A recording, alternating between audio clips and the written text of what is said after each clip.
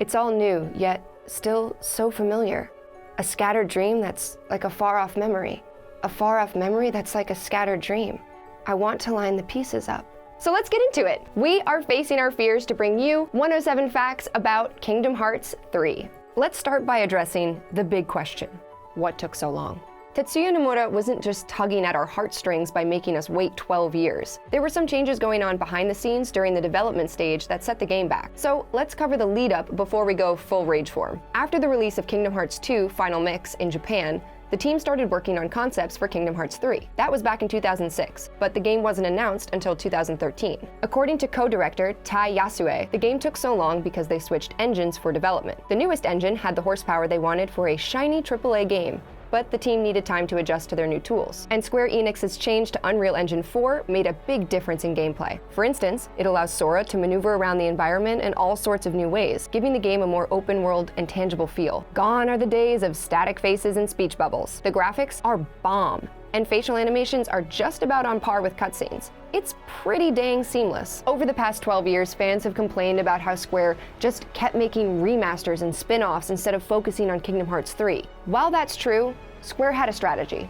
Kingdom Hearts was put on the back burner due to Final Fantasy XV, which was also in development. So, instead of sitting idly, they started working on the remasters. Unfortunately, those remasters still took a lot of time and effort, pushing KH3 even further back. As for the spin-offs, they were born from Nomura's concern about the series' popularity. Because Kingdom Hearts 3 was drifting further and further into development purgatory, Nomura decided to make spin-offs to keep people from forgetting about the series. And on top of all that, internal changes at Square Enix kept shifting around the Kingdom Hearts development team. Square Enix Business Division 3 was the team who worked on Kingdom Hearts 3, but you may know them better as the Osaka team, who made Birth by Sleep, Dream Drop Distance, and the remasters 1.5, 2.5, etc. Meanwhile, the Tokyo team from the original Kingdom Hearts kept developing Final Fantasy XV. Nomura has pointed out that both teams aren't truly separated and that they work as one larger team. Still, time was split between Final Fantasy and Kingdom Hearts. The team in charge of just the game's backgrounds was made up of a whole 80 people in the studio. On top of that, other parts of the background modeling was outsourced to other studios entirely.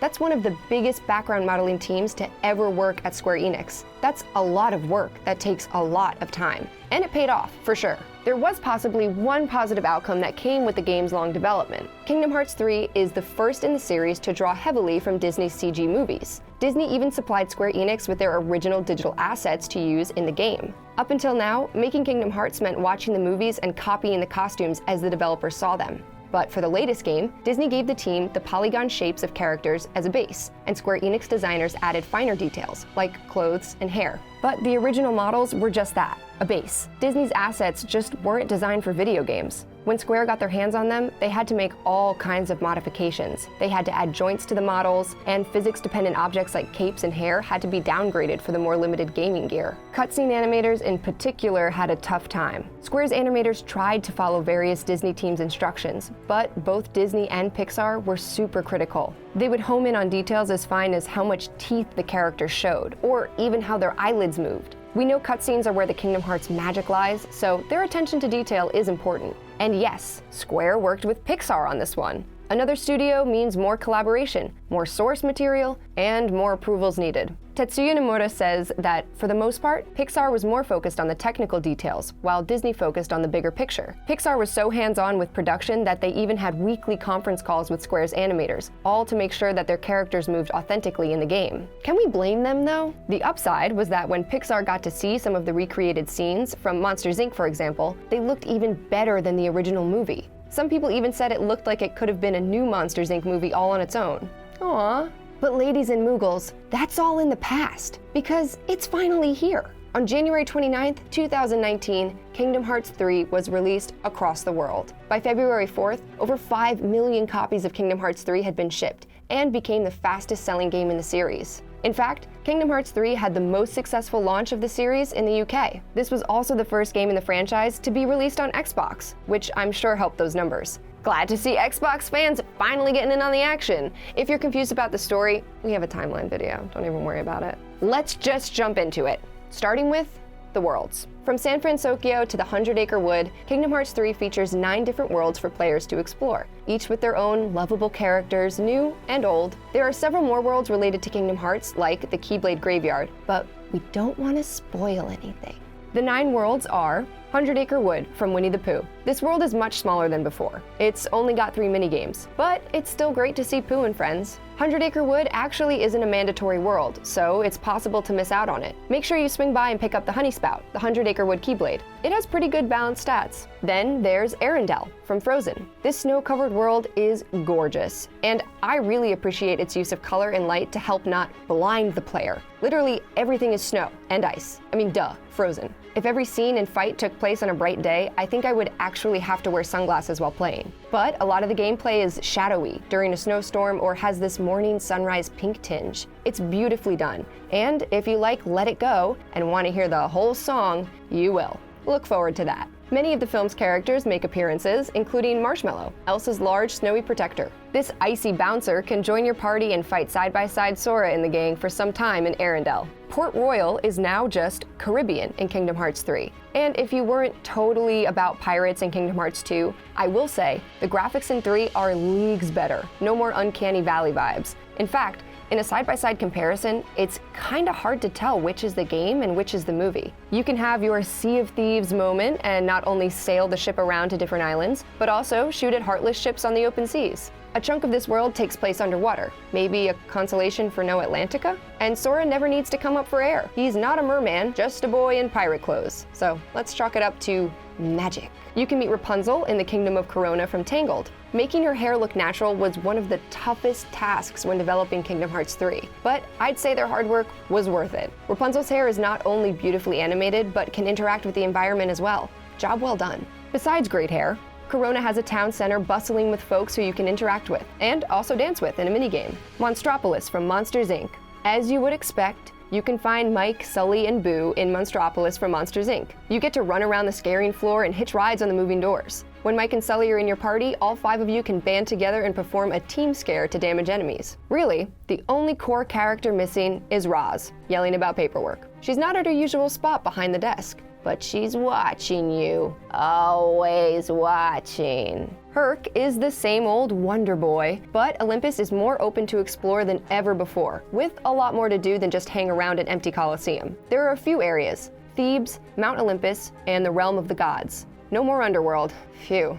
But there is one big thing missing from this world, and the game as a whole. Excluding the Moogles, and a few subtle cameos we'll get to later, Kingdom Hearts 3 features no Final Fantasy characters. If you were expecting to find out what happened to Cloud and Sephiroth after they vanished in the middle of their big tussle in Kingdom Hearts 2, I'm sorry to disappoint. You also can't go back to Radiant Garden, the home of most of the series' Final Fantasy characters. Apparently, Sid, Leon, Yuffie, Aerith, and Tifa all had something better to do than help save the universe from darkness. What could they be up to? Hey, Nomura, how about some DLC?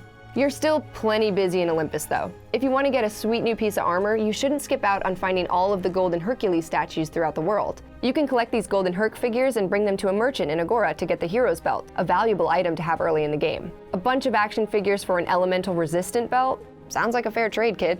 While you're running around the Realm of Gods, be sure to look off to the side to find the hidden Olympus Forge area. Solve the puzzle there and you'll earn a new shield for Goofy. Thanks, Hephaestus! San Francisco from Big Hero 6 is a blast because it's an actual city. Having Sora jump and dash like a superhero through this environment is so different from all the other worlds. You almost forget what game you're playing. Sora has an AR headset that Hero made, which helps you navigate the city and communicate with the members of Big Hero 6. Doesn't he know that AirPods are like what's in now? Ugh, makes me sick. San Francisco is easily the most vertical world in Kingdom Hearts 3, so make sure you run up all the buildings you can to check for chests and items. In the toy box from Toy Story, Sora is transformed into a toy figure, and you meet Woody, Buzz, and the gang. It's like all of your childhood dreams coming true at once. In this world, you get to explore the multiple floors of the Galaxy Toys toy store. One toy is a very creepy blue-haired doll that you have to fight. Galaxy Toys has what may be the biggest Easter egg of all, Verum Rex. In the world of Toy Box, Verum Rex is a video game that looks very similar to Final Fantasy Versus 13, a game Tetsuya Nomura created. Eventually, Final Fantasy Versus 13 was renamed to Final Fantasy 15, and Nomura was taken off the project. The main characters in Verum Rex look just like Ignis, Noctis, Stella, and Arden, the original characters from Versus 13. Verum Rex features a character called Yozora that the toys confuse for Sora. Yozora? Sora? It sounds the same. Do you guys get it? Do you get the joke? Did you get the joke that they made? Do you understand the joke because they sound the same? Can you hear me? We're getting very meta, but Yozora, when translated from Japanese to English, means night sky. Noctis, when translated from Latin to English, means the exact same thing. Also, if you're wondering why Woody sounds so much like his original voice actor, Tom Hanks, you're all right by me. It's because they got his brother, Jim Hanks, to play him. Jim Hanks usually stands in for Tom, just like all of those Woody toys they sold exclusively at Toys R Us at one point. Yeah, that was Jim Hanks. Speaking of voice acting brothers, one half of everyone's favorite stepbrother duo, Drake Bell from Drake and Josh, plays the younger version of Mark Hamill's Master Ericus as we see throughout the game. Now, if only they could have gotten Josh to play young Xehanort.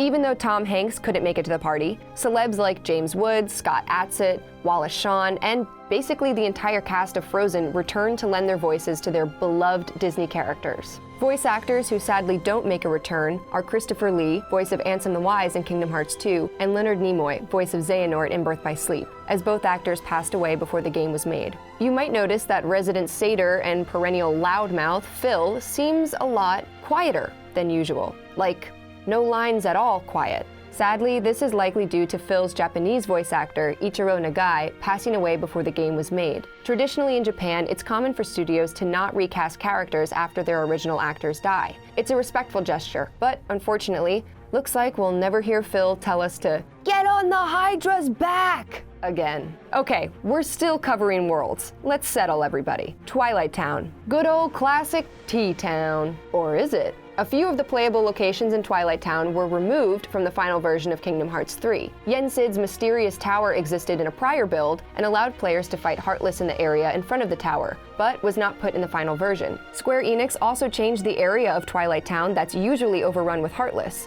In Kingdom Hearts 3, maybe for the first time ever, there's a peaceful space with people walking around, eating sea salt ice cream, and enjoying their lives. Unheard of. And there's also a boy who keeps blabbing about wanting a puppy. I mean, clearly these people are not fazed by Heartless invasions anymore. Let's just peel off this Band-Aid real quick.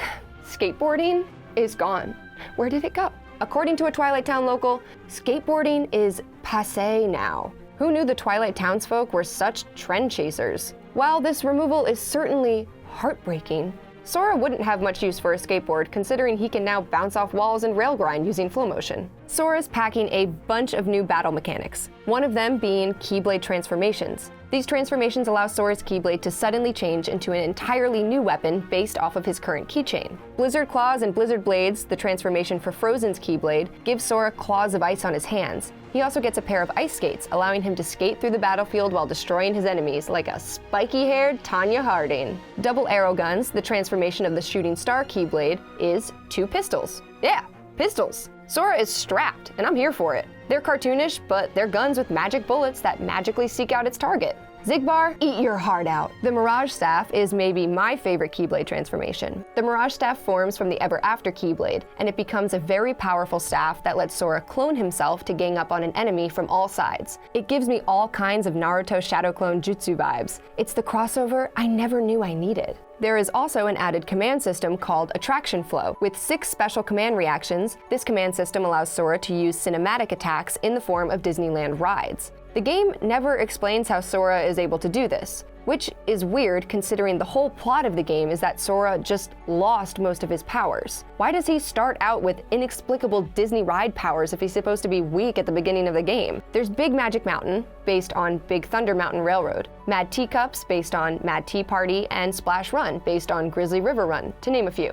Attraction Flow acts as a special command that appears after damaging certain randomly marked enemies. Between you and me, it happens a bit too much, like at least twice every battle. Sometimes you just want to smack some Heartless around without jumping into a teacup. Flow Motion, not to be confused with Attraction Flow, also returns to the franchise. Originally from Kingdom Hearts 3D Dream Drop Distance, Flow Motion allows Sora to interact with various parts of the environment, indicated by a shiny, glossy texture. While flow motion's not quite as intense as it was in Dream Drop Distance, Sora can run up certain surfaces, slide on rails, and bounce off walls. It even adds inventive attacks to his arsenal of moves. If you see a shiny pillar, Sora can twirl around it to clobber enemies with style. Shotlock, which debuted in Birth by Sleep, makes a comeback in Kingdom Hearts 3 too. Shotlocking is an ability Sora can use during fights to target multiple enemies at once from afar and let loose a barrage of attacks. In Birth by Sleep, shotlocks can be individually chosen and equipped, but in Kingdom Hearts 3, each Keyblade has its own designated shotlock attack. That means no more sifting through menus deciding whether to equip Thunder Zap or Bubble Blast or whatever. The same command can also allow Sora to Air Step, a new ability in Kingdom Hearts 3. With Air Step, Sora can target a location or enemy with Shotlock and dash right up to it. Very useful in getting around or closing the distance between yourself and a foe. Cover Shot is also new. In some situations, this allows you to take cover behind objects and quickly move from cover to cover to safely approach an enemy. You'll even get a slow motion window to shoot at the Heartless while you're switching covers. All of these new commands make for really fun battles with a lot more control over your fighting style. In the beginning of the game, you'll have to answer a very vague question. Classic, what do you desire? The three choices are wisdom, vitality, and balance. And the game isn't really clear on what effect your choice will have. Though these don't change the outcome of the story, each alters Sora's basic attributes. Wisdom increases your starting magic, vitality increases health, and balance gives you, well, balanced health and magic. Your power, however, relates to ability learning rates. Just like the sword, staff, and shield way back when on Destiny Island, Warrior is melee abilities, Mystic is magic abilities, and Guardian is defensive abilities. Rage Form is a new form change available whenever Sora's in a pinch. Similar to Anti-Form in Kingdom Hearts 2, Rage Form gives Sora a quick and powerful new moveset, at the price of being unable to heal or revert back to normal until the form's timer has run its course. The Rage Form also has its own special Risk-Reward ability, fittingly called Risk Taker. Using Risk Taker's command, Risk Charge halves Sora's HP in return for a hefty damage boost. You'd think that overusing Risk Taker would kill Sora, but you can't get lower than 1 HP with the ability. But once you hit 1 HP, Sora can unleash a devastating finish move that detonates a scattering of bombs around you. High risk, high reward. If you're not all about melee, then you would probably enjoy Grand Magic. The 5 Grand Magic spells in Kingdom Hearts 3 are Eroza, Blizzaza, Fireraza, Thundaza, and Waterza. You can unlock Grand Magic by constantly using the same magic attacks. For example, using fire constantly in one fight will unlock the command of Fyra, and then eventually Fireraza. If you snagged a pre-order for PS4 or Xbox, you actually have some Grand Magic spells preloaded. Midnight Blue, the PS4's exclusive Keyblade, comes with Blizzaza as a built-in command. Phantom Green on Xbox One has Thundaza as a Grand Magic command. Lucky you. Another great addition that helps with battles is the increase in party size. Before, you could only have 3 members at a time, meaning you'd have to bench either Goofy or Donald if you wanted to hang out with Jack Sparrow. But now, Kingdom Hearts 3 has a maximum party size of 5. You can keep Donald and Goofy while letting 2 other Disney characters tag along. Now, it's a party. Another change was made to the way you get from world to world. The Gummy Ship is back, but with a brand new twist. Now, instead of just flying straight through on-rails levels like Star Fox, the space between the worlds is now a massive open area that you can fly around to your heart's content. Also like Star Fox, but all range mode, you know? If you run into a Heartless ship in the open world, you'll enter battle mode, where things get a little more on rails, giving you the chance to unload all the firepower you customized your beefed out personal Gummy Ship with. Or maybe your Gummy Ship isn't beefed out, and you just made it look like a dog on a skateboard. I don't know, good luck. Nomura wanted the Gummy Ship sections to feel more fun than in previous games, so he put the team behind Einhander, a side-scrolling shoot-'em-up Square developed for the PlayStation, in charge of developing Gummy Ship gameplay. Endymion is a Gummy Ship that gives a direct nod to Einhander in its shape and style. You can find the blueprint for it in the Misty Galaxy. Aside from your usual big bads in space, there are also a few secret bosses you can fight while flying your Gummy Ship. Make sure you have a good ship or you'll never make it. Chip and Dale have also expanded beyond space travel and created what is my favorite new addition to the lore of Kingdom Hearts. From this point forward, Sora has a cell phone. A frickin' smartphone at that. Your new Gummy phone is used to receive calls from Sora's friends and store data from Jiminy Cricket's journal. But most players will probably use it for its biggest feature, the camera. Characters will actually post their pics to what is literally just a Kingdom Hearts version of Instagram. That's right, there's even hashtags shaped like hearts. You can see these posts on some loading screens. Selfies? Huh? I mean, I guess Kingdom Hearts 3 does have a returning Final Fantasy character in it after all. I'll go home. The selfie camera is probably the most fun you can have with the Gummy phone. It allows Sora to pose for a selfie with anything in the background at any time. I'm sure you've already seen the memes. Sora's friends will even pose if you aim the camera at them. Make sure you get my good side. The photography aspect isn't just for laughs, though. It's mainly used to complete quests. One is about the newest trend, finding and taking photos of lucky emblems. Lucky emblems are Mickey Mouse-shaped collectibles hidden through and dotted around the different worlds. Where did they come from? Who put them there? Don't worry about it. All you need to know is that skateboarding is out, and taking pictures of lucky emblems is in. Finding them unlocks various lucky emblem rewards. Snapping a pic of every emblem gets a little tedious, so they better be worth it. Have no fear. The rewards are worth the time it takes you to read a walkthrough guide and, find all of them totally on your own. Along the way, you'll hit different emblem milestones, yielding different accessories. They could boost strength, magic, AP, and have other effects. Some cool ones are the Star Charm, which you receive when you find 25 emblems. At 45 emblems, you get a Master's Necklace, and at 80, some Orichalcum. And finally, at 90 emblems, you get a Mickey Mouse clasp or Mickey brooch, which has endless magic. Not to mention, you have to collect a certain number of emblems in order to unlock the game's super secret ending. Or you could just watch it on YouTube. No, don't leave, stay on this video, don't click anything. If you want to get all of them though, you have to pull out all the stops. Try turning in a Moogle raffle ticket or collecting all the treasures in the Arendelle Sled minigame. Plus, you gotta collect the emblems in order to get some of that sweet, sweet Orichalcum. Orichalcum is the most elusive material in the game, with only 7 in total to find throughout the worlds. Lucky for us, that's the exact amount you need to craft the Ultima weapon. To create the Ultima weapon, don't forget, you're going to need to unlock its synthesis recipe first. You need 58 different synthesis materials, so you better start now. Go ahead, pause the video, I'll just wait. I'm just kidding, I'm not gonna wait, it's gonna take you so long. But trust us, it's worth the grind. The Ultima Weapon Keyblade comes with 13 strength, 13 magic, combo boost, air combo boost, situation boost, and the totally badass Ultimate Form change, just in case all those other perks weren't enough for you. You'll probably need Ultima Weapon if you're going to take on Dark Inferno, Kingdom Hearts 3's secret boss. As you can expect from a Kingdom Hearts secret boss, he's a real doozy. Some players are saying that he's not as challenging as the secret bosses of previous games like Lingering Will in Kingdom Hearts 2 or Lance Bass in Kingdom Hearts 1. He's already killed me about 50 times though, so I can't really attest to that. You'll find Dark Inferno in a battle gate, one of 15 special portals that show up in various places after you've reached a certain point in the game. Each portal contains a difficult fight against powerful enemies. Think of them as bonus challenges after you finish the main storyline. The first battle gate is in the Skein of Severance, closer to the game's ending. Once you're finished, the rest will pop up in all the different worlds, mostly in the places where you fought the most difficult battles, hence the name. Completing battle gates unlocks new selfie poses for Sora in the Gummy phone, and they also reward you with secret reports. Wouldn't be a Kingdom Hearts game without those, would it? These reports give you some valuable insight into certain events surrounding the game's lore.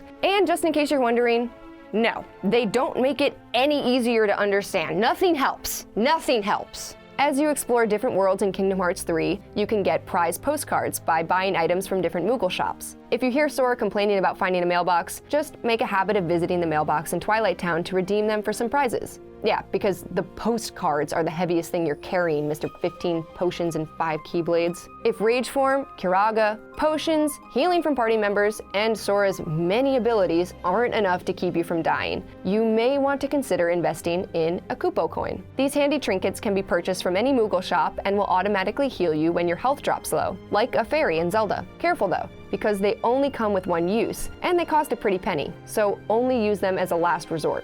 Moogles will also give you photo missions, asking you to take pictures of certain characters, landmarks, and enemies with your Gummy phone. Complete these missions to unlock new items for synthesis. If Moogles aren't giving you your Final Fantasy fix and you're bummed out about its absence, you may be happy to see some Final Fantasy Easter eggs and references throughout the game. While Verum Rex is a pretty obvious one, inside Galaxy Toys there's a Dissidia display. It features the Dissidia logo and toys depicting Ramu, Alexander, Odin, and Leviathan. Also in Toy Box, after reassembling blocks to reach an air vent, you'll hear the classic Final Fantasy victory music. Looking at the completed block structure, you might notice that the structure bears a subtle resemblance to the beloved Final Fantasy enemy, Cactar. Okay, maybe not so subtle. It's Cactar. Final Fantasy and Kingdom Hearts alumni Auron and Cloud are mentioned in the prologue to the Olympus world. Why they did that, but didn't just throw them in the game, I don't know. If you grow tiresome of Heartless or hearing Goofy say "yuck" for the 100th time, at least until the shrill beeping sounds make you long to hear Goofy's melodious voice again. The classic Kingdom games are small, Game & Watch style mini-games that you can play via the Gummy Phone. Games include Giant Man, Mickey the Mail Pilot, Building a Building, Mickey's Circus, Mickey's Kitten Catch, Beach Party, Mickey Steps Out. You get it, there are a ton. And each references a classic Mickey Mouse cartoon. Completing all of these classic Kingdom games will also unlock the classic Tone Keyblade, which boasts the highest magic score of any Keyblade in the game, even Ultima Weapon. Separate from the classic Kingdom games, the Bistro cooking minigame that you can do with little Chef Remy allows you to cook a meal and unlock the cooking recipe on your Gummy Phone. You can cook multiple meals that grant different temporary effects. Never save the world on an empty stomach.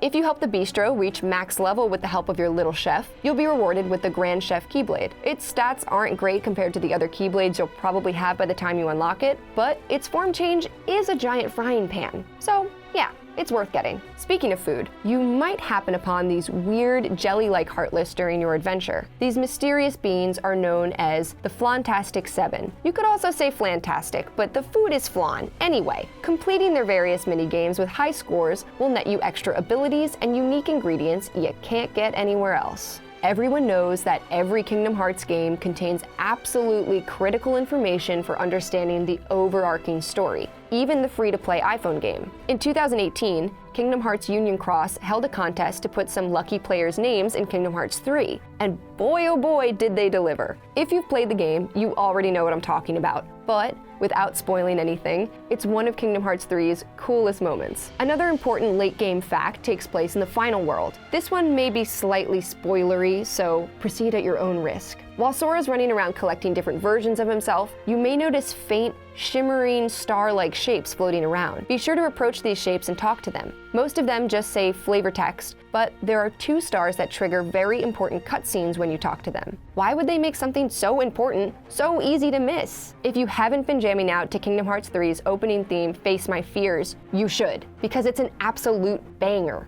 But how did this legendary collab between Utada Hikaru and Skrillex come to be? Well, the two met way back in 2013 at a heavy metal festival in Germany and have been friends ever since. They were both randomly in London at the same time, so they met up and wrote Face My Fears in about an hour. Turns out, Skrillex is a huge fan of Kingdom Hearts and was so thrilled to be a part of Kingdom Hearts 3. When asked if he got an early copy of the game, he said, and I quote, "They didn't give me yet. I'm on the waiting list just like everyone else." Stars. They're just like us. As for the rest of the music, Yoko Shimomura, the composer of the previous Kingdom Hearts games, returns to give Kingdom Hearts 3 that familiar sound. If you haven't heard the soundtrack yet, let's just say it doesn't disappoint. On a more serious note, don't leak games. After Kingdom Hearts 3 was leaked by hackers last year, Nomura has stated that he's reconsidering simultaneous worldwide releases for future projects. Nomura also said, "The thing that really disappointed me was that it brought sad thoughts to people who were looking forward to Kingdom Hearts 3. That is so heartbreaking. Hey, leakers, this is why we can't have nice things." That's all we got for you. I hope you are enjoying Kingdom Hearts 3. If you finished the game, what did you think of the series conclusion? Was it everything you hoped for? Let us know in the comments. And if you enjoyed this video, consider liking this video and subscribing to the Leaderboard. We've got a simplified timeline of Kingdom Hearts up to 3 if you're feeling nostalgic. So be sure to give that a look. I'm Sydney, and thanks for watching.